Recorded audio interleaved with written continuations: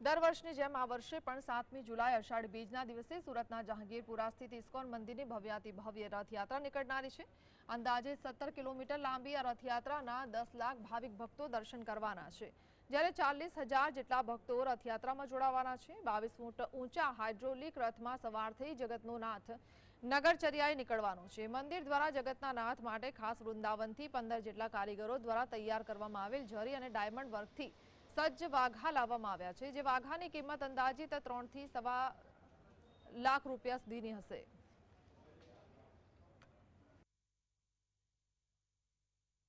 आगामी 7 जुलाई रविवार शाम को 3 बजे सूरत रेलवे स्टेशन से इस्कॉन मंदिर की तरफ से भव्य श्री जगन्नाथ रथ यात्रा निकलेगा। वो रिंग रोड होते हुए 8वां गेट, वहाँ से गुजरात गैस सर्कल और ऋषभ टावर होते हुए रामदेव रोड और फिर मोराभागल होते हुए जहांगीरपुरा में रात को 9 बजे ये समाप्त होगा रथ यात्रा। इसमें करीब 40 से 50 हज़ार लोग रैली